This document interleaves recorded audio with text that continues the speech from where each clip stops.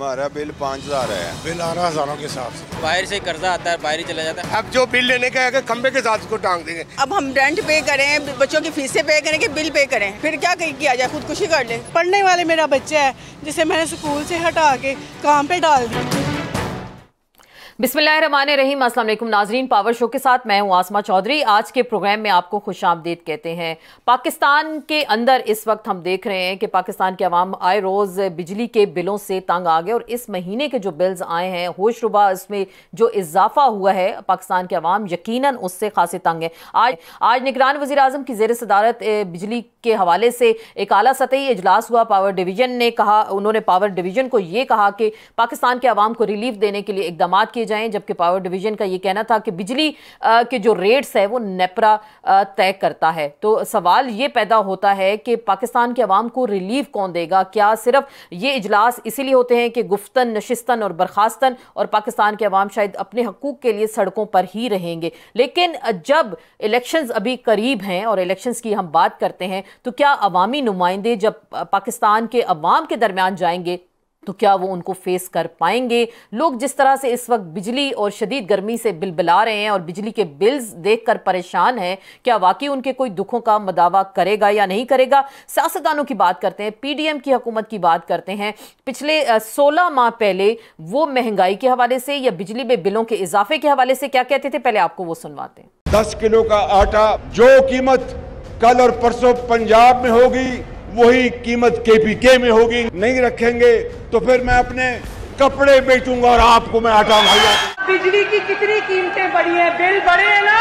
Bill इसलिए बढ़े हैं कि विचों खाई जाओ के उतो रौला पाई जाओ। तो हमें बताया गया कि जी गैस की प्राइसेस, बिजली की प्राइसेस, ऑयल की प्राइसेस इसलिए ऊपर जाती है क्योंकि हुक्मरान चोर हैं।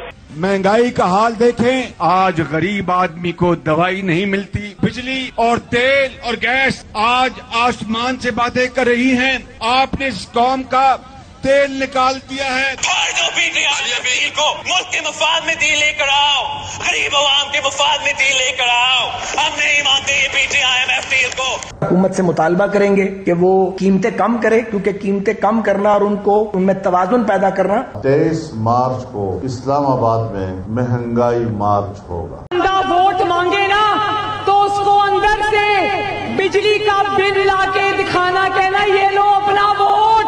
जी नाज़रीन, आपने सुना माजी में सियासतदान क्या और इनकी 16 महीने की कारकर्दगी के बाद जो 16 महीने पहले पीटीआई की गवर्नमेंट थी, 16 रुपए का एक यूनिट हमें बिजली का मिलता था। इस वक्त इस यूनिट की कीमत 65 रुपए है और तकरीबन पीडीएम की जो हुकूमत के दौर में 500 अरब रुपए की बिजली इस वक्त चोरी हो चुकी है। तो पाकिस्तान के अवाम किससे सवाल करेंगे, कौन उनके हकूक की बात करेगा और ये इक्तदार की रस्साकशी में पाकिस्तान के अवाम कहाँ चले गए? आज सेनेटर मुश्ताक अहमद की होशरुबा तफसीलात सामने आई हैं। बिजली के इस्तेमाल के हवाले से कहा जा रहा है कि 18 अरब 19 करोड़ की मुफ्त बिजली वापटा और दीगर सरकारी अफसरान ने इस्तेमाल की। पीडीएम के दौरे हुकूमत में 500 अरब की बिजली चोरी हुई। सरकारी मुलाजमीन ने एक बरस में 34 करोड़ 46 लाख यूनिट्स मुफ्त बिजली इस्तेमाल की। 16वें स्केल के अफसर को 300 यूनिट, 17 ग्रेड को 450 यूनिट, ग्रेड 18 के अफसर को 600 यूनिट, 19वें ग्रेड को 880, 20वें को 1100, 21 और 22वें ग्रेड के अफसर को 1300 यूनिट्स फ्री मिलते हैं। इसके अलावा जो 1 से दर्जा चहारम तक के मुलाजमीन को 100 और रिटायर्ड को 50 यूनिट्स मुफ्त मिलते हैं। ये तो बिजली की तकसीम कार के हवाले से बात हो रही है और किस तरह से बिजली पाकिस्तान में सरकारी अफसरान बेदरेग इस्तेमाल करते हैं और भुगतते पाकिस्तान के अवाम हैं। इसी पे मजीद बात करेंगे। कुछ इलेक्शंस का भी जिक्र होगा, सियासी जमातों को जो इंतकामी कार्रवाई का निशाना बनाया जा रहा है इस पे भी बात करेंगे। हमें ज्वाइन करेंगे बैरिस्टर मोहम्मद अली सैफ साहब, सेक्रेटरी इतलात हैं पाकिस्तान तहरीक इंसाफ से, तैमूर तैलपुर साहब सीनियर रहनुमा पाकिस्तान पीपल्स पार्टी पार्लियामेंटेरियन से, हफीजुल्लाह न्याजी साहब सीनियर सहाफ़ी हैं, सीनियर तज्जियाकार हैं। हमारे साथ मौजूद होंगे रफ़ीक रजवाना साहब, साबिक गवर्नर पंजाब हैं। तमाम मेहमानों को वेलकम कहते हैं। न्याजी साहब, आपसे गुफ्तगू का आगाज़ करते हैं। ये आप क्या देख रहे हैं जो मुल्क की माशी सूरत हाल है? लगता है किसी गर्दाब में फंस गए, निकलने का कोई रास्ता किसी को दिखाई नहीं दे रहा। वज़ीर आज़म साहब ने आज इजलास तो तलब कर लिया, लेकिन कितना रिलीफ दे सकेंगे पाकिस्तान के अवाम को? आसमा बीबी 0/0। बिल्कुल। देखें जी, पहली बात यह है कि जो कुछ हो रहा है इसका इल्जाम जो है मौजूदा निगरान हुकूमत पर डालना कोई भी कहते हैं ना हक इल्जाम होगा, ना हक तोहमत होगी इन पे डालने की। इसका इल्जाम शहबाज शरीफ साहब भी नहीं डाल सकते सही, और पूरा इमरान खान साहब से भी नहीं डाल सकते। मेरी एक बात से ज़हन में रखे, उसको जिंदगी का अपना ओढ़ना बिछोना बचा ले कि कोई पाकिस्तान में जो सबसे बड़ा बहरान होता है इक़्तिसादी होता है, फिर माशरती भी हो सकता है, फिर मुआशी भी, कोई और भी हो सकता है। ये सारे के सारे बाय प्रोडक्ट हैं सियासी बहरान के, सियासी अदम इस्तेकाम की कोख से जन्म लेते हैं। बिल्कुल। वैसे तो हमारी बदकिस्मती है कि पिछले 1953 से लेके 70 साल से हर 7-8 साल बाद मुमलिकत खुदादाद इस्लामिया 0 पॉइंट पे खड़ी हो जाती है और फिर हम नया आगाज कर रहे होते हैं। मैं तो थक गया हूँ कि कितने निज़ाम जो हमने ट्राई किया इस मुमलिकत को चलाने के लिए, माशाल्लाह से माशाल्लाह टूटी फूटी जमहूरियत, कोई हर तरह के निज़ाम, पीछे कोई और आगे कोई और, शौकत अजीज, इमरान खान, नवाज शरीफ, मुइन कुरैशी, जुनेजो, जमाली जैसे जो है जमहूरियतें, और उसके बाद जो हम ये सारे करने के बाद हम वहाँ पे किसी जिसको कहना चाहिए कि जो असल चीज है, जो इस मुल्क की बीमारी है, वो उसको तक कभी नहीं पहुंची। सिर्फ इस वक्त इस मुल्क का सबसे बड़ा क्राइसिस जहाँ पे फौजी सरबराह की एक्सटेंशन है, ये जब भी आएगी मुल्क पे क़यामत टूटेगी। ये 70 साल की हमारी तारीख है। तो फिर ये सियासतदान ही करते हैं ना सियासतदानों बेचारों को, हमारे को सियासतदानों को यही कसूर है ना कि एजेंट बन जाते हैं। इमरान खान साहब को उन्होंने कहा कि आप तैयार हो सबकी, उसने कहा जी तैयार है। 2014 के अंदर सियासत नहीं रियासत बचाओ के नाम पे जो खिलवाड़ किया गया, वो सियासत, मैं उनसे पूछता हूँ कि रियासत तो कौन सी उस्ताद आप जीती कि तुमने इमरान खान साहब को, तारुक कादरी जैसे सारे मसखरों को उठाकर कचेरे में खड़ा कर दिया था। सही। चलो 2016 तो एक सारी आप बकवास सुनते हैं जी कि पहनामा आगे फुला के, 2014 के अंदर क्या उस्ताद पड़ी थी कि पूरे मुल्क में बिल बोर्ड लग गए थे कि सियासत नहीं रियासत बचाओ, कि हमने सियासत को भी तबाह करके रख दिया और रियासत को भी तबाह करके रख दिया। लेकिन रियासत अब किसी सूरत में किसी डगर चलने वाली नहीं है। आप इमरान खान को ले आए, आप नवाज शरीफ को ले आए, आप इन सबको इकट्ठा ले आए, क्योंकि जो है ना, वो कहते हैं ना अंग्रेजी में इट्स पे बैक टाइम। ये साना जो 16 दिसंबर 1971 को हुआ था, वो कोई एक साल की नहीं थी, वो 7-8-10 साल की मेहनत जो है एक काविश थी। 1970 के आइन को जब उसे खिलवाड़ किया तो 1971 सामने आ गया। बिल्कुल। तो ये आप देख लें आज तक ही चलता आ रहा है ना, तो ये जो सिलसिला है आज तक ये चलता आ रहा है और पाकिस्तान के अवाम इसको भुगत रहे हैं। किसी भी दौर की अगर हम बात करते हैं, चाहे मार्शल लॉ हो या बाकी जो दीगर हुकूमतें आती हैं सियासी, इसी पॉइंट को मैं आगे लेके चलती हूँ। बैरिस्टर सैफ साहब से मैं ये जानना चाहूंगी, बैरिस्टर सैफ साहब आपको वेलकम भी कहेंगे डिस्कशन में। ये जो हम बात करते हैं PDM की जमातों से, नून लीग से बात कर ले, दीगर सियासी जमातों से, वो ये कहते हैं कि जी आपकी हुकूमत का किया धरा, PTI का जो कुछ था वो मलबा इस वक्त पाकिस्तान के अवाम पे गिर चुका और लोग इसको भुगत रहे। देखिए आसमा, इस मुल्क का सबसे बड़ा अलमिया यह है कि यहाँ पर कोई भी शख्स अपनी जिम्मेदारी पूरी करने की बजाय और जो उसका अपना मैंडेट है उसके दायरे कार में रहते हुए अपने फंक्शंस परफॉर्म करने की बजाय हमेशा कोई जवाज, बहाना, कोई दलील ढूंढ रहा होता है कि किसी तरह मैं अपनी जिम्मेदारी किसी और के कंधे पे डाल के खुद अच्छा वक्त गुजार के साइड पे हो जाऊं।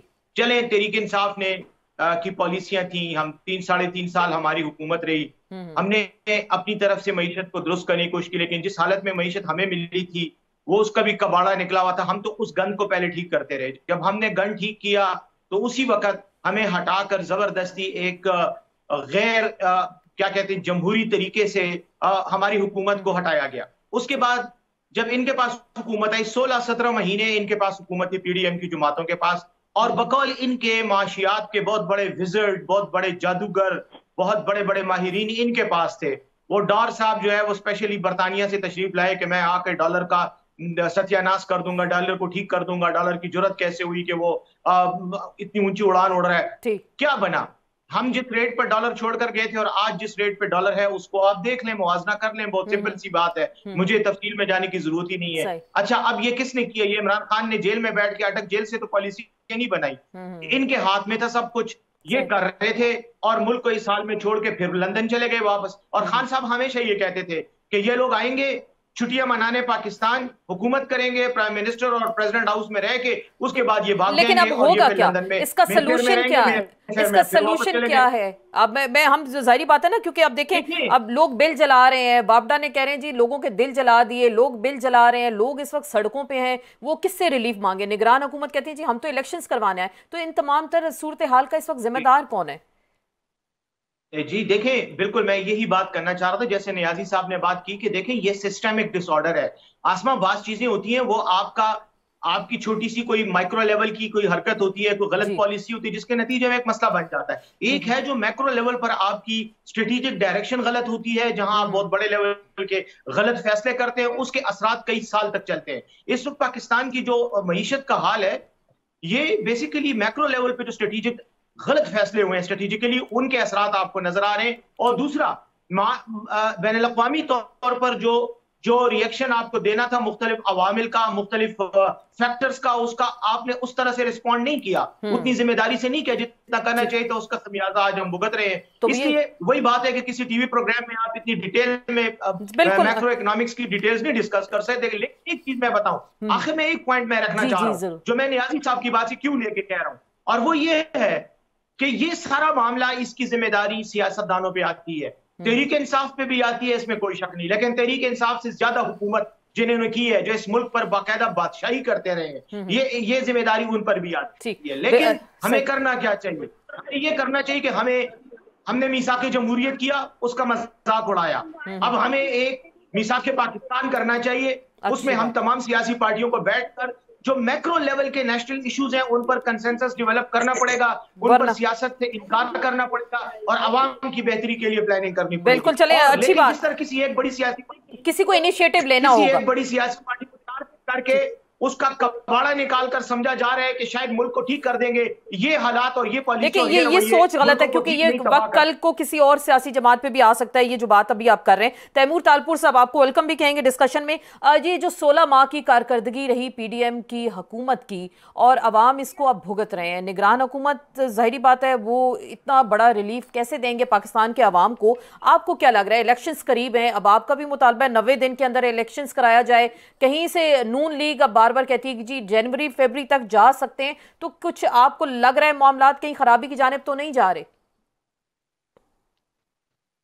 बिस्मिल्लाहिर्रहमानिर्रहीम, बहुत बहुत शुक्रिया।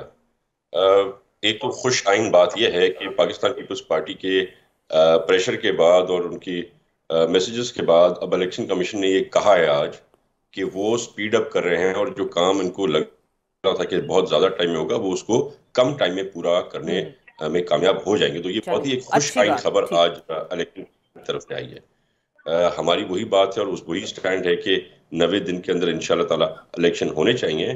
पर अगर कोई कमिटमेंट आती है, कोई हफ्ता 10 दिन 20 दिन आगे पीछे होते हैं, तो भी पाकिस्तान पीपल्स पार्टी इस बात से शायद मुत्तफिक हो जाएगी। As far as that we get the date, हमें डेट चाहिए, हमें वो तारीख चाहिए, वरना हमारे पास बहुत से तरीक़ेकार हैं, हमारे पास बहुत से फोरम्स हैं जहाँ पे हम जा सकते हैं, एहतजाज में जा सकते हैं, हम सुप्रीम कोर्ट के पास भी जा सकते हैं। तो ये सारे ऑप्शन हमारे पास ओपन है। पर ये खुशाइन, आपको का ये खुशाइन बात है कि उन्होंने ये चीज कंसिडर की है और सीरियसनेस देखी है पाकिस्तान पीपल्स पार्टी की लीडरशिप की, तो वो ये पहले कर रहे हैं। दूसरी बात, बड़ा अच्छा लगता है आजकल जब मेरे पीटीआई के दोस्त जो पहले कहते हैं कि हम किसी से बात नहीं करेंगे, आज वो भी कहते हैं कि हमें दूसरी जमातों से बात करनी है। आज इमरान खान भी कहता है कि हमें दूसरी जमातों से बात करनी है। पहले लेबल सब पे लगा दिया था चोर का, चोरों से बात नहीं करेंगे, पर शायद लेबल अब वो चोर का उनके खुद के ऊपर आ गया है। दूसरी बात मेरे भाई ने जो कही कि हमने गैर आईनी तरीके से इनको हटाया, तो ये बात मेरे ख्याल से किसी भी चैनल पे बैठ के पब्लिक के सामने गलत बयानी नहीं करनी चाहिए। हमने डेमोक्रेटिकली आपको हटाया। पहली बार पाकिस्तान में ऐसे हुआ कि डेमोक्रेटिकली कोई हुकूमत उठी, आपकी करतूतों की वजह से, आपकी नाअहली की वजह से और आपकी करप्शन की वजह से आपके अपने मेंबर्स आपके खिलाफ वोट करने को तैयार थे, पर हमने ये नहीं होने दिया। हमने सिर्फ और सिर्फ पाकिस्तान पीपल्स पार्टी, नून लीग और दूसरी जमातें हमारे साथ थी, एमक्यूएम समेत, उन्होंने आपको डेमोक्रेटिकली हटाया क्योंकि आपके करतूत ऐसे थे। मजबूरन मुझे ये कहना पड़ा है लेकिन 16 महीने में फिर क्या हुआ तालपुर साहब, ये भी बताएं, क्योंकि 16 महीने की जो फिर कारकर्दगी रही, अभी कुछ ऐसा लगता है पीपल्स पार्टी ने हुकूमत के जो गैर मकबूल फैसले थे उनसे अपने आप को अलग कर लिया, आपको कुछ ऐसा लग रहा है? जाहिर बात है ये चीजें अब हम देख रहे हैं। देखिए 3.5 साल में जो खराबी की गई, जो गंद किया, उसको साफ करने में शायद हमें 1.5 साल और भी लग जाता। वो कोई आसान काम नहीं था। जब हमने IMF के लोन की बात की तो इनकी जब प्रोविंशियल हुकूमत थी KPK में और पंजाब में, उनके फाइनेंस मिनिस्टर्स को ये कहा गया कि कुछ भी हो, कैसे भी हो, आपको ये लोन वापस नहीं करना, आपको डिफॉल्ट कराना है। तो कौन सी जमात होगी जो अपने मुल्क के बारे में ना सोचे, अपनी मुल्क की मईशत के बारे में ना सोचे, इकोनॉमिक स्टेबिलिटी के बारे में ना सोचे, बस अपनी प्राइम मिनिस्टरशिप वापस लेने के लिए आपने पूरे मुल्क को दांव पे लगा दिया। आपने मुल्क का ना सोचा, आपने एस्टैब्लिशमेंट का ना सोचा, आपने इकोनॉमिक पॉलिसीज का ना सोचा। तो ये चीजें जो 16 महीने में मैं समझता हूँ हमने सोचा था, उससे हमने बेहतर किया है। इनकी गंद साफ करने में टाइम और भी लगेगा। न्याज़ी साहब, आपसे ये जानना चाहूंगी, ये जो भी सारी गुफ्तगू हो रही है, अभी कुछ देर पहले आपने कहा ना कि यहाँ हमेशा एक स्लोगन बनाया गया, नारा बनाया गया, सियासत नहीं रियासत बचाएं, और रियासत बचाते बचाते जो रियासत का हुलिया यहाँ बिगाड़ दिया गया, चाहे वो कानून साजी की सूरत में हो या दीगर मामलात की सूरत में हो। ये जो भी एक डिबेट चल निकली है कि सियासी जमात पे, PTI पे पाबंदी लगनी चाहिए, मिलिट्री ट्रायल होना चाहिए, मिलिट्री कोर्ट्स में मामलात चलने चाहिए जो उनके कैदी हैं, इसमें आपके साहबजादे भी मौजूद हैं, तो आप क्या समझते हैं, क्या किसी जमहूरी या सियासी जो जमातें हैं उनके साथ इस तरह का रवैया ठीक है? देखिए जी, पहले तो भी मैं इसके बाद इजाजत दूंगा। जी जरूर अपॉलॉजी के साथ, तो इसलिए मैं थोड़ा सा जो है ना, मैं पहले आपको बता दूं जी जरूर, ताकि ना हो। जी वो कहते हैं ना जी कि मीर बीमार हुए जिसके सबब उसी अवतार के लौंडे से दवा लेते हैं। ट्रू। वो अंग्रेजी में कहते हैं कि वो कहते हैं कि running with the hare and hunting with the hounds. यहाँ इस मुल्क की बदकिस्मती क्या है, जो एस्टेब्लिशमेंट को पिछले 70 साल से सहूलत है, जिसका भी आपने भी रोनर हुआ है, कि इमरान खान साहब के साथ जो उनके जो चोटी के उनके थे एडवाइजर या उनकी पार्टी के जो वो एस्टेब्लिशमेंट के लोग थे। नवाज शरीफ साहब के साथ जो टॉप के पहले 20 होंगे, उनमें से 15-16 एस्टेब्लिशमेंट के हैं। ठीक। उसके बाद आप किसी पार्टी में चले जाएं, आज वही लोग उधर से भी मौकफ दे रहे हैं, इमरान खान साहब की हिमायत में भी, और एस्टेब्लिशमेंट की तरफ से भी बंदूक की नशित लेके बैठे हैं। इस पाकिस्तान के साथ मिजाज का बंद होना चाहिए। ये जो हमने जो है, जिसको कहना चाहिए कि फरमाइशी प्रोग्राम कर रहे हैं उस मुल्क के हक में और अपनी तकलीफें बयान फरमा रहे हैं और ये कर रहे हैं, वो कर, ये होना चाहिए, वो होना चाहिए। इस मुल्क को एक प्लानिंग के साथ तबाही के घड़े में डाला गया।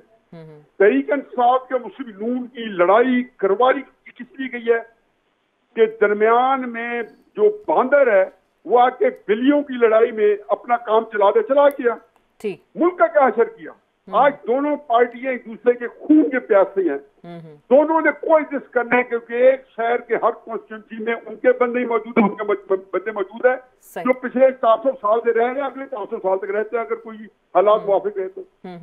देखो, इस मुल्क का क्राइसिस ये है कि इस मुल्क में जो खिलवाड़ किया गया है, मैंने बताया ना आपको, एक एक्सटेंशन का मसला होता है, अब वो बढ़ गई है।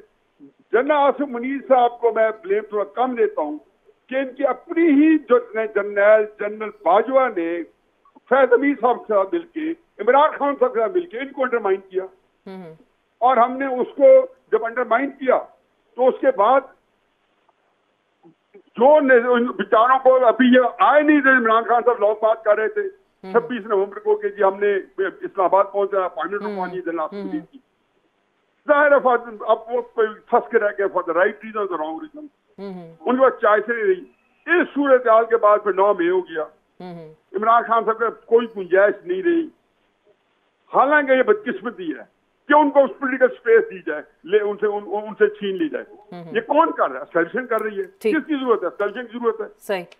पोलिटिकल पार्टीज तो अब रियलाइज की, पीपल्स पार्टी ने भी और मुस्लिम नून ने भी, और ये दुबई की जो मीटिंग थी चंद महीने पहले नवाज शरीफ साहब की, जरदारी साहब की, वो इसी चीज को जो इसका अंदाजा करते हुए कि ये इन दोनों की मीटिंग में कि ये जिधर जा रहा है इलेक्शन नहीं मिलने। मैं भी अभी आपको बता रहा हूँ कि इलेक्शन फरवरी में ये नहीं करा सकते। अच्छा, फरवरी में भी नहीं होंगे। पहली तरजीह है इमरान खान साहब को एलिमिनेट करना। आपको लग रहा है, आपको लग रहा है नाज़िर साहब उनको एलिमिनेट कर पाएंगे, उनको तोड़ पाएंगे? आप तो उनके कजन्स भी हैं, बेहतर जानते हो। मैं नहीं, देखो तोड़ तो बिल्कुल नहीं पाएंगे, मैं भी कहता हूँ नहीं तोड़ पाएंगे। लेकिन उन्होंने तोड़ने ऐसा तो नहीं है कि तोड़ना, वो टाइम गुजर चुका है। इनका केस और जुल्फकार भुट्टो साहब का केस ठीक बिल्कुल मिलता जुलता इमरान खान साहब का। दोनों को एक मकबूलियत का जोम था, दोनों के पास पब्लिक सपोर्ट थी, दोनों ये समझते थे कि वो जो है अनटचेबल है, दोनों ये समझते थे कि सर्वेक्षण उनको कुछ भी बिगाड़ सकती। फाइनली भुट्टो साहब का अंजाम हमारे सामने है। मैं आज भी कहता हूँ पीपल्स पार्टी वालों से कि अगर 10 अप्रैल को भुट्टो साहब जिंदा होते 1986 और बेनजीर साहब की जगह वो पाकिस्तान वापस आ रहे होते तो क्या हाल होता। इमरान खान साहब के पास एक 4 साल की अपनी जान बचा पाते, ठीक उन्होंने जाग कर दिया। बाकी वो एक जिसको कहना चाहिए कि ना टूटेंगे ना झुकेंगे। लेकिन उसका ये है कि उसके अंदर इस दफा रियासत को बहुत बड़ा खमियाजा उठाना पड़ेगा। अब हम बैठे बैठे जी फलां बड़ा जिम्मेदार है जी, शहबाज शरीफ ने तबाह कर दिया जी, इमरान खान साहब ने तबाह कर दिया। मतलब जो बंदे जराइम पेश लोग है, ये बाजवा जो है जिसके बारे में इमरान खान साहब नवाज शरीफ सारे मुतफिक है कि पाकिस्तान की तारीख का सबसे बड़ा मुजरिम निकला अयूब खान पहले था, ये उसको भी आगे बढ़ गया। इसकी 5.5 साल की गोद में मैं बैठे रहा हूँ, नवाज शरीफ बैठे रहे, शहबाज शरीफ मुस्तफीद हुए। 6 महीने उसके जो है, जो 7 महीने जो पीडीएम पीपल्स पार्टी और एएनपी की, वो तो कसूरवार है। लेकिन जो बंदा 5 साल 7 महीने बाजवा की गोद में ये 5 महीने बैठा है, वो हिसाब कर किताब देने पर तैयार नहीं है। बाजवा ने इस मुल्क के साथ क्या किया, राइल शरीफ क्या करके किया, देखो इस मुल्क। लेकिन मुझे तकलीफ ये है कि अब ये वाइंडिंग का प्रोफेशन है। ये मेरी जहालत होगी अगर मैं ये कहूंगा कि ये निगरान खराब करा गए या शहबाज शरीफ की वजह से आज पाकिस्तान बड़े बुरान में है। इवन इमरान खान के वक्त की वजह नहीं है, ये वो तसलसल है लोगों का जो इन पॉलिसीज का से खड़े होके जिन्होंने आईन और कानून के साथ खिलवाड़ करके उसको अंडरमाइन करके जिन्होंने अपने आप को इस्तेकाम दिया है और पाकिस्तान को अच्छे इस्तेकाम। बहुत बहुत शुक्रिया हफीजुल्लाह नियाज़ी साहब, और बड़ा आपने अपना कीमती टाइम हमें दिया, बहुत शुक्रिया आपका। और इसी पे मजीद हम बात करेंगे। मुझे बैरिस्टर सैफ जरूर इसका जवाब लूंगी। छोटे से ब्रेक पे जाने, ब्रेक लेते हैं, ब्रेक के बाद दोबारा आपसे मिलते हैं।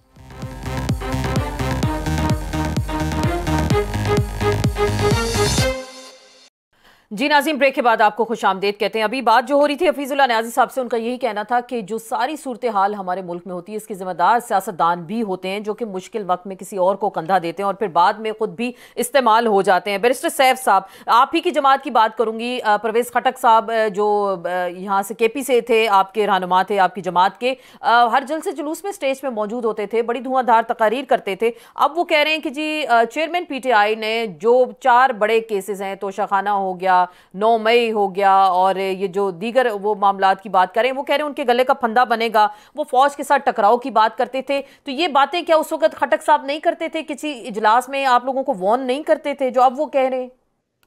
थोड़ी देर पहले ही मैंने अपने आपके सवाल के जवाब में यही बात की थी कि मसला सिस्टमिक डिसऑर्डर का है और सिस्टमिक डिसऑर्डर अफराद की वजह से बनता है। जब नाअहल, खुदगरज, मफाद परस्त लोग किसी भी सियासी पार्टी में जाते हैं तो वो वहां पर अपनी जाती मफादात को फरोग देते हैं। पार्टी उनके लिए सेकेंडरी होती है और कौम उनके लिए एक टर्शियरी हैसियत की, बहुत ही दूर की हैसियत रखती है। खटक साहब हो गए या ऐसे कई लोग मुख्तलिफ पार्टियों में मौजूद हैं, हमारी पार्टी में भी आए थे और बहुत से आए हैं। और आज अगर पाकिस्तान तहरीक इंसाफ एक आजमाइशी दौर से गुजर रही है तो वो यकीनी तौर पर इन लोगों की इनकी पॉलिसियों और इनकी हरकत की वजह से आज पार्टी का ये हाल है कि हमें रियासती जबर का निशाना बनाया जा रहा है। रह गई बात परवेज खटक साहब की। परवेज खटक साहब देखें 2018 में इसकी 2010 में शायद ये PTI में शामिल हुए थे और पार्टियां बदलने की इनकी हमेशा हिस्ट्री रही है, लेकिन यही पाकिस्तान के ओवरऑल पॉलिटिशियंस का प्रॉब्लम रहा है। अब जब PTI में आए तो इनको मेरे ख्याल में खैबर पुख्तूनख्वा में जो सबसे ज्यादा इज्जत दी जा सकती थी वो इन्हीं को दी गई। 5 साल ये वजीर आला रहे, उसके बाद ये पार्टी के सदर भी रहे, जी वजीर दिफा रहे। अभी तक ये चंद दिनों तक ये खैबर पुख्तूनख्वा के सदर रहे और हर बड़े फैसले में जो पार्टी के फैसले थे उनमें भी और हुकूमत के फैसलों में भी ये शरीक रहे। अच्छा, मैंने खुद इनको सुना है ये कहते हुए कि इमरान खान साहब के साथ खुदा की दुआ है, वो अल्लाह की खास इनायत है और वो जो भी फैसला करते हैं अल्लाह उसमें बरकत देता है। इसलिए जब इमरान खान साहब ने खैबर पुख्तूनख्वा की असम्बली और पंजाब की असम्बली को तहलील करने का फैसला किया, तो आसमा उस वक्त बावजूद और लोगों की मुखालफत के, मैं भी उन लोगों में शामिल था जिन्होंने ये कहा था कि ये असम्बलियां तहलील नहीं होनी चाहिए। तो खटक साहब कहते थे कि नहीं, इमरान खान साहब के साथ जो है अल्लाह की बरकत है, उनका फैसला मानना चाहिए। जब कौमी असम्बली को तहलील करने की बात हुई और कौमी असम्बली से रेजिग्नेशंस की बात हुई, उस वक्त भी खटक साहब के ये डायलॉग थे। लेकिन जब इक़्तिदार हाथ से चला गया और एक नामालूम सिम से डंडा भी इनको दिखाया गया और कई फाइलें भी दिखाई गई होंगी, जाहिर है, उसके बाद उनके बयानात भी बदल गए, उनका रवैया भी बदल गया। वो तो अब ये कह रहे हैं ना कि आपका वो सफाया कर देंगे, पीटीआई का वो केपी से सफाया कर देंगे। वो सफाया तो चले उनका अपना हो रहा है, क्योंकि बल्कि हो चुका है। जो मरे हुए घोड़े उनको लाकर दिए गए हैं बतौर सियासी लीडर, उनका हाल ये आसमा आप अपने किसी रिपोर्टर और फोटोग्राफर को भेज दें इधर वीडियो वाले को, केपी में जिन हलकों से उसके साथ लोग आए हैं, तो वहां उनका वो अवामी सर्वे करवा लें, आपको पता चल जाएगा कि वो कितने बड़े शेयर इसके साथ जो है वो मौजूद है। लेकिन बहरहाल उसका कोई मुस्तकबिल नहीं है। एहसान फरामोशी उसने की है, उसने मोहसिन कुशी की है, और खैबर पुख्तूनख्वा के अवाम अल्लाह के फजल से आज तक तारीख में उन्होंने किसी ऐसे बंदे को माफ नहीं किया। ये अलग बात है। जहां तक पीटीआई का ताल्लुक है, पीटीआई आज भी खैबर पुख्तूनख्वा की मकबूल तरीन जमात है, और यही वजह है आसमा, यही वजह है कि इलेक्शन को डिले किया जा रहा है। जनवरी 2023 में हमारी हुकूमत तहलील हुई थी, असम्बली तहलील हुई थी, पंजाब में हुई थी, अब तक इलेक्शन क्यों नहीं करवाए जा रहे? सुप्रीम कोर्ट ने हुक्म भी दिया हुआ है कि इलेक्शन कराएं, वो अभी तो तकाजा भी है। न्याजी साहब कह गए कि उन्हें फरवरी तक भी इलेक्शंस नजर नहीं आ रहे। मैं बिल्कुल, अभी आप जरूर इस चीज को कंटिन्यू करेंगे। अभी हमें रजवाना साहब ने भी ज्वाइन किया है, साबिक गवर्नर पंजाब रह चुके हैं, पाकिस्तान मुस्लिम लीग नून के सीनियर रहनुमा। अस्सलाम वालेकुम रफीक रजवाना साहब। सर कैसी हैं आप? जी फाइन अल्हम्दुलिल्लाह। ये जो बातें अभी सर हो रही हैं पाकिस्तान की सियासत में, हम रोजाना कुछ ना कुछ तब्दीलियां देख रहे हैं आए रोज। अभी तो एक तो सियासी केसेस बन गए, एक खास सियासी जमात को जी एलिमिनेट कर दिया जाए, लेकिन ये जो अभी हम बात साथ पाकिस्तान के अवाम की भी कर रहे हैं, इनको जिन मुश्किलात का सामना है, 16 महीने की जो आप लोगों की परफॉर्मेंस थी, लोग कहते हैं कि आप सारा मलबा जो है पाकिस्तान के अवाम के ऊपर गिरा कर चले गए। देखें जी, जब तक हकायक अवाम को नहीं बताएंगे, अवाम तो सच्ची है, ठीक है जी, अवाम बिजली के बिल दे, रोटी खाए, बच्चों को स्कूलों की फीसें दे, बच्चों को पढ़ाए, इतने मसाइल हैं कि अवाम की तो जितनी आप भरपूर वकालत करें तो फिर भी उनका केस जो है ना वो मजबूत करने के लिए जितना जोर लगा लें, अवाम बेचारी पिस रही है। अब दूसरा पहलू ये है कि हम हकीकत से नजरें चुराते हैं। ये नहीं है कि मेरा PMLN से ताल्लुक है तो मैं किसी को डिफेंड करूं या किसी के खिलाफ बोलूं। ये बड़े अरसे से मसाइल चल रहे हैं, ना ही ये 16 महीने के हैं। देखें, इस तरह सोचें कि अगर ये मुल्क डिफॉल्ट कर जाता, खुदा न खास्ता, तो 16 महीने क्या 16 साल हमारे लिए मुसीबत पड़ सकती थी, मसला खुदा न करे।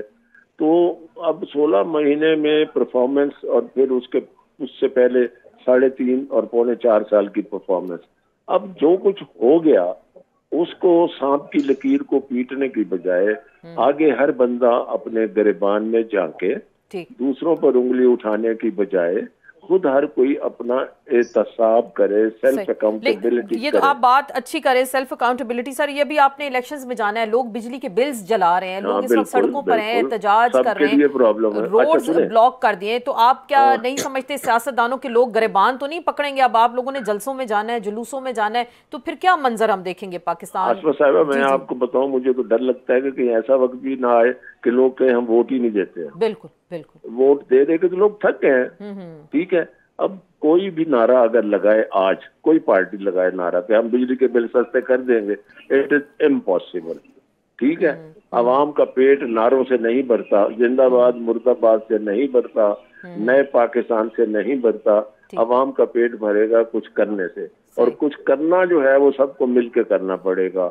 एक दूसरे के दस्तो गिरेबान होने से और इस तरह से विक्टिमाइजेशन पहले भी होती रही है, चल रही है, तो इससे कुछ फायदा नहीं होगा। सियासतदानों को मिलके अवाम को हकीकत बतानी चाहिए, भाई ये मसाइल ऐसे हैं कि अरसा दराज से इन पर कोई तवज्जो नहीं दी गई। अब ये पूरे का पूरा एक जो है ना एक ऐसा विशियस सर्कल बन गया है जिसके अंदर ही अवाम भी घूम रही है और सारे घूम रहे हैं, हुकूमतें आती रहती है, बदलती लेकिन रहती शायद अवाम के रिजवान साहब सब्र का पैमाना लबरेज हो गया। आप हमारे साथ ही रहेंगे। तैमूर तालपुर साहब से मैं पूछती हूँ, अभी आपको लग रहा है अवाम के सब्र का पैमाना लबरेज हो गया? बड़ी अहम बात की रिजवाना साहब ने कि उनको डर है शायद कि लोग वोट ही ना दें, बिकॉज अब लोग किसी बात से कन्विंस नहीं हो रहे। लोग कह रहे हैं जी हमारे पास जो बचा था हमने उठा के सिर्फ बिल्स दिए, 1 महीने के, अगले महीने के बिल्स दोबारा आने। तो आपको लग रहा है अभी अगर इन हालात में इलेक्शंस होते हैं तो किस जमात के लिए सूदमंद होंगे? कौन सी सियासी जमात इस खास सिचुएशन से फायदा उठा सकती है? देखिए आसमा, लोग परेशान हैं, लोग बहुत मुश्किलात फेस कर रहे हैं। खसूसन बहुत सारे इश्यूज में से एक इशू बिजली की कीमतों में इजाफा है, जिस पे हमने बड़ा ओपनली और बड़ा ब्लंटली कहा है कि उनको कम करना चाहिए और कोई ऐसे मेजर्स लेने चाहिए जो इन बिलों को कम से कम जो लो यूजर्स हैं 300 यूनिट तक के, उनको अफेक्ट नहीं करना चाहिए। बजाय इसलिए कि 200 यूनिट है, इसको कम से कम 300 यूनिट पर मिनिमम लाना चाहिए, इनके टैक्सेस को ख़त्म करना चाहिए। पर इलेक्शन तो एक ऐसी चीज़ है जो होनी है, जो मसलों का हल है वो इलेक्शन के बाद ही निकलेगा। और मैं समझता हूँ अवाम को ऑफ कोर्स एक जगह पे ज़रूर गुस्सा होगा इस महंगाई पे, पर अवाम को उसका हल भी चाहिए और उसका हल जो है वो सियासी जमात को दे सकती है। ये सियासी हल जो निकलेगा इनके वोट से निकलेगा, ये जिसको चाहें बेहतर समझें आगे आएंगे। मैं समझता हूँ पाकिस्तान पीपल्स पार्टी को लोग मौका देना चाहते हैं कि वो आए, बिलावल भुट्टो को एक फर्स्ट चांस देना चाहते हैं कि वो प्राइम मिनिस्टर बने और आके इस मुल्क के मसले मसाइल हल करें। और मैं नहीं समझता कि अवाम में जाते हुए कम से कम पाकिस्तान पीपल्स पार्टी को कहीं भी प्रॉब्लम होगी। इसीलिए हम कह रहे हैं कि 90 दिन में मैक्सिमम इलेक्शन। ठीक, तो आप जो नून लीग का बयानिया है या जो उनका पॉइंट ऑफ व्यू है, जो मैंने आगे भी आपसे बात की, आपकी जमात उसको अपने आप से अलग कर रही है इस वक्त क्या? देखिए जी, हमने कोalition गवर्नमेंट साथ गुजारी है, हमने फैसले साथ मिल बैठ के किए हैं, हमने इस मुल्क की बेहतरी के लिए एक साथ बैठ के सोचा है। और अगर आपने सुना हो तो प्रेसिडेंट जरदारी ने बहुत ओपनली और बहुत बार ये चीज़ रिपीट की है कि उन्हें सियासत से आगे इस मुल्क की मईशत का ख्याल है। और आगे जाके भी आप देखेंगे इलेक्शन में हम हो सकता है दू बदू हो जाए, इलेक्शन में हमारे कैंडिडेट्स आमने सामने होंगे, इलेक्शन में हम आमने सामने लड़ेंगे। पर आप देखेंगे कि इलेक्शन के बाद फिर से मियाँ साहिबान और सदर जरदारी आपस में बैठेंगे और बातचीत करेंगे और इस मुल्क की बेहतरी के लिए सोचेंगे। ये ना सोचें कि इलेक्शन के बाद हर कोई अलग अलग इतर पितर हो जाएगा। इस मुल्क की बेहतरी के लिए सब एक साथ बैठेंगे, सब एक साथ बैठेंगे। तो बैरिस्टर सैफ साहब, सब सियासी जमातें वो भी कह रहे हैं कि नून लीग और पीपल्स पार्टी इकट्ठी बैठ सकती है। तो ये जो अब आपकी जमात की बात की जाती है और पाबंदी लगने की बातें होती हैं, चेयरमैन PTI का जो ट्रायल इस वक्त हो रहा है, हक दिफा उस तरह से उनको दिया नहीं गया, बहुत सारे इसमें लूप होल्स भी हैं और जजेस खुद इस चीज़ को मान रहे हैं। आपको क्या लग रहा है, ये एक तो चले आपकी जमात के साथ इंसाफ होगा और दूसरी बात इलेक्शंस बर वक्त होंगे या नहीं? देखिए, हमारी जुमात के साथ तो जो कुछ हो रहा है वो आपके सामने है। मेरे ख्याल में उसकी मैं मजीद वजाहत करने की जरूरत ही नहीं है कि हमारे साथ ज्यादती की जा रही है और हमें निशाना बनाया जा रहा है। और शायद इस गलतफहमी की बुनियाद पर इस तरह के मुकदमात कायम करके हमारे लोगों को जेलों में डालकर, और मेरे ख्याल में शायद पाकिस्तान की पॉलिटिकल हिस्ट्री में शायद PTI पहली जुमात है जिसकी खवातीन वर्कर्स को इतनी बड़ी तादाद में जेलों में डाला गया और सिर्फ इस वजह से वो जेलों में है कि उनका मुकदमा अदालतें सुन नहीं रही हैं। जिस दिन उनकी पेशी होती है उस दिन या प्रोसिक्यूटर गायब होता है या जज बीमार होता है और या कोई और मुसीबत हो जाती है। तो ये तो हम भुगत रहे हैं और हम इंशाल्लाह भुगतेंगे, हम भागने वाले नहीं है। जो लोग ये समझते थे कि पाकिस्तान तहरीक इंसाफ भाग जाएगी, पिघल जाएगी, खत्म हो जाएगी, कोई कहता था ये मम्मी डैडी लोगों की जुमात है, ये सख्ती बर्दाश्त नहीं कर सकेंगे। आज आप देख रहे हैं कि आज हम 16 महीने से 18 महीने हो गए हम सख्ती बर्दाश्त कर रहे हैं। लेकिन जहां तक इलेक्शन का ताल्लुक है, आसमा बड़ी बेसिक सी बात है, आईन कहता है आपने इलेक्शन कराना है। अब अगर 1973 का आईन एक मुल्क में मुकद्दम है तो 90 दिन में आपको इलेक्शन कराने हैं, दूसरी बात ही कोई नहीं है। और कोई बहाना उसके लिए, कोई जवाज, चाहे आईन की किसी शिट को इस्तेमाल किया जाए, चाहे कोई और हालात को इस्तेमाल किया जाए और ये कहा जाए कि इलेक्शन ना करवाए जाए, मेरे ख्याल में वो गैर कोई ऐसा बहाना नहीं चलेगा। हम तो ये पहले दिन मुतालबा कर रहे हैं कि इलेक्शन होने चाहिए और इलेक्शन 90 दिन के अंदर अंदर होने चाहिए। लेकिन पाकिस्तान के 66% अवाम, खैबर पुख्तूनख्वा और पंजाब के 66% अवाम बनते हैं पूरे पाकिस्तान के, वो जनवरी से लेकर अब तक इंतखाबात से और हक़ नुमाइंदगी से महरूम है, लेकिन वो तो चले, ये उनकी महरूमी कौन दूर करेगा। लेकिन ये जो अभी बिजली के बिलों पे एहतजाज शुरू हो गया, ये थोड़ा सा जाहिर बात है, लोग जस्टिफाइड भी हैं और अब अलार्मिंग भी है। ये एहतजाज अगर एक तहरीक बन जाती है और ये तहरीक सिविल नाफरमानी की जानिब जाती है, तो कोई ऐसे खदशे का इजहार भी किया जा रहा है कि कोई और भी आ सकता है इस तमाम तर तनाजुर, फिर इलेक्शन आप भूल जाएं। जी बैरिस्टर साहब, देखिए वो किसी और को तो आप उसको तो आप ना उसका आप नाम ले सकते हैं, ना आप उस पर तनकीद कर सकते हैं, और वो तो जिस वक्त उसका मूड होगा और दिल जाएगा वो आ जाएगा। उसको आप बिजली के एहतजाज के साथ भी ना जोड़ें, आप उसको किसी चीज के साथ ना जोड़ें, दहशतगर्दी के साथ भी ना जोड़ें, आप उसको मईशत के साथ भी ना जोड़ें। बिल्कुल, उसकी वजह यह है कि वो तो जब आएंगे तो आ जाएंगे। अभी भी इस वक्त जो मतलब जो भी जवाज उनके लिए मौजूद हैं या जो भी रीजंस हैं जिनकी वजह से वो आ सकते हैं, तो वो तो मेरे और आपके बस से बाहर है, रिजवाना साहब, सियासी पार्टियों से बाहर है। रिजवाना साहब, आपको लग क्या रहा है? एक मिनट जी फरमाइएगा। बोलने दें इनको, बैरिस्टर साहब को बात करने दें, अच्छी बातें कर रहे हैं। वो अपने खदशात का इजहार कर रहे हैं, वो अपने खदशात का। कोई नहीं, खैर है, ऐसा दौर हम पर भी रहा है, खैर है, कोई बात नहीं। कुंदन साहब आप बोले जी, आप तरह में हमारे। अच्छा रजवाना साहब, ये जो भी मैं बात कर रही थी कि अभी जो बिजली के बिलों की जो इस वक्त सिचुएशन हमारे सामने है, तो ये तहरीक अगर बड़े पैमाने पे चल निकलती है, क्योंकि अभी 3 रोज से हम देख रहे हैं अवाम सड़कों पर है, ये आगे ही ये सिलसिला चलता है, तो कोई खौफनाक सूरत हाल तो नहीं आप देख रहे अगले आने वाले चंद दिनों में? सिर्फ बिजली के बिल नहीं है जी, ये तो एक ऐसा आतिशफिशा है कि खुदा ना खास्ता फट गया तो हर चीज को जला के राख कर देगा, अल्लाह ना करे। ठीक है जी। और हम लोगों का एक बड़ा अजीब सा काम है कि हम गलत हो सही हो, हम अपनी पार्टियों का खोखला दिफा करते हैं। ठीक है जी, कि बस हम तो फरिश्ते हैं और बाकी सारे जो है ना बस कुछ ना कहें। बात ये है कि कोई भी तनकीद हो तो देख रहा उसको सोचना चाहिए कि कोई तनकीद में कोई तामीरी पहलू भी है। ठीक है ना जी। अब इमरान खान साहब आए असेंबली में, उन्होंने खड़े होकर कह दिया कि मैं चोरों से हाथ नहीं मिलाऊंगा। ठीक है जी, चलो जी, चोरों से हाथ ना मिलाओ, चलो मुल्क चला के दिखा दो। चलो चला लिया होगा, क्योंकि अब मेरे दोस्त कहेंगे मुल्क उन्होंने चलाया, बाकी आज तक किसी ने नहीं चलाया। तो अब वक्त है इकट्ठे बैठने का, एक दूसरे के खिलाफ तकरीरें करने और सारा कुछ करने से कुछ नहीं होगा। हम तो किसी पार्टी पर पाबंदी के हक में नहीं है, किसी सियासी वर्कर को इंतकाम का निशाना बनाने के हक में नहीं है। जिसने कानून की खिलाफ वर्जी की है, जिसने 9 मई का वाकया जिसने किया है, उनको तो अपने कानूनी तौर पर दिफा का हक भी है और जो भी फैसला होगा अदालतों ने करना है। ठीक है जी। अब बाकी बात रही कि ये मुकदमात जो हुए हर सूबे में, तो ये पंजाब में निगरान हुकूमत है, KPK में निगरान हुकूमत है। ठीक है। अब 2 असेंबलियां तोड़ दी बाजू मरोड़ने के लिए कि कौमी तोड़ो और एक दफा इलेक्शन हो जाए। तो अगर खान साहब, मैं तो बड़ी दफा कह चुका हूँ कि अगर खान साहब पार्लियामेंट में ही बैठे रहते, लीडर ऑफ दी अपोजिशन की हैसियत में ही बैठे रहते, तो आज हालात मुख्तलिफ होते। अच्छा, आज वो जेल में ना होते।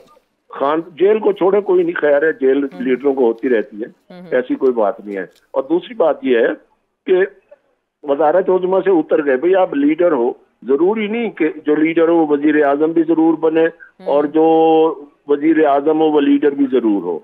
लीडर होता है। ठीक है ना। मैं कोई लीडर है, वो किसी वर्कर को उन्होंने अगर वजीर आजम बना दिए, ठीक है, लीडर की बात और होती है। तो इसलिए अब कौम का दिफा करे, पाकिस्तान का दिफा करे, खोखले नारों से कुछ नहीं होना, अवाम को कुछ नहीं देना। मैं समझ रहा हूँ हम पॉलिटिकल लोग हैं, अवाम में जाएंगे, हम बयानिया क्या बनाएंगे? बयानिया यही बनाएंगे, इमरान खान ने ये कर दिया, इमरान खान ने ये कर दिया। इमरान खान साहब की पार्टी बयानिया बनाएगी 16 महीने में ये कर दिया, 16 महीने में फलां कर दिया। लेकिन लोग शायद अब शऊर आ गया सर, लोगों में शऊर अच्छा आ गया। फिर देखो कोई हल तो दोगे ना। मतलब मुझे अगर जलसे में कोई बंदा पूछता है जी तुसी बड़ा रौला पाया, सानू कोई हल तो दसो, साडा की बनेगा? मेरे पास हल नहीं है, सिवाय इसके कि मैं PTI को बुरा कहता रहूं, PTI मुझे बुरा कहती है। अब ये पानी सर से गुजर गया है, अब नहीं संभलेंगे तो मैं सही कह रहा हूँ, फिर अवाम अपने फैसले खुद करने अवाम फैसले, बड़ी आप सर बड़ी अहम आपने बात की कि बाकी अवाम के अपने फैसले खुद करेंगे। बैरिस्टर सैफ साहब, आपको लग रहा है अवाम अपने फैसले खुद करेंगे और इतने आजाद हैं कि वो अपने फैसले कर सकते हैं? देखिए, अवाम को अगर आप मौका देंगे फैसले करने का तो वो करेंगे ना। अगर आप ये बहाना साजी करेंगे कि जी काउंसिल ऑफ कॉमन इंटरेस्ट ने फैसला कर लिया है, पहले जो है हल्का बंदियां होंगी, हल्का बंदियों के बाद 6 महीने बाद हम फिर 3 महीने और टाइम देंगे, और आप ये हरकतें करेंगे, ये यानी आईनी मुशगाफियों के अंदर छुप कर इलेक्शन को डिले करने की कोशिश करेंगे, तो अवाम को तो आप मौका नहीं दे रहे। मैं तो आज भी ये कहता हूं कि 90 दिन के अंदर इलेक्शन कराएं, अवाम को आजाद छोड़ें, साफ और शफाफ इंतखाबात कराएं, उन्हें छोड़ें, वो अपना फैसला करें। जिसको भी इलेक्ट करते हैं, चाहे कोई भी उनकी मर्जी से उनको उसको वोट देते हैं, उसको इक्तिदार में आने दें, अवाम की सपोर्ट उसके साथ होगी, और फिर वो जो भी हो, मैं खुद ये बात पहले कह रहा हूं कि उसको तमाम सियासी कुव्वतों को साथ मिलकर एक एफर्ट करनी चाहिए इज्तिमाई तौर पर मुल्क को इन चैलेंजेस से निकालने की। यही हमारे पास रास्ता है। ये दुश्मनियां करना, ये जो एक दूसरे के खिलाफ एक दूसरे के पांव खींचना, इससे जो है ये मसाइल हल नहीं होंगे, लेकिन इलेक्शन वक्त पर होने चाहिए। इलेक्शन वाहिद हल है, बिल्कुल। और ये मसले हल। बहुत बहुत शुक्रिया बैरिस्टर मोहम्मद अली सैफ साहब, तैमूर तालपुर साहब और रफीक रजवाना साहब भी होते, तमाम मेहमानों का शुक्रिया। और इसी नोट के साथ, जैसे कि बैरिस्टर सैफ साहब कह रहे थे, इलेक्शन वक्त का तकाजा है, और क्या वाकई ही 90 दिन में पाकिस्तान के अंदर इलेक्शन हो जाएंगे? और जब सियासी जमातें अवाम के दरमियान जाएंगी और अब परेशान हाल अवाम क्या अपने सियासी नुमाइंदों से क्या सवाल करेंगे, उनसे क्या उनको वाकई ही वो इस सिचुएशन में वोट देंगे या नहीं देंगे? आने वाला दिन या आने वाला वक्त बेहतर फैसला इस हवाले से कर सकता है। इसके साथ ही आपसे इजाजत चाहेंगे, इंशाल्लाह अगले हफ्ते फिर मुलाकात होगी। अल्लाह हाफिज।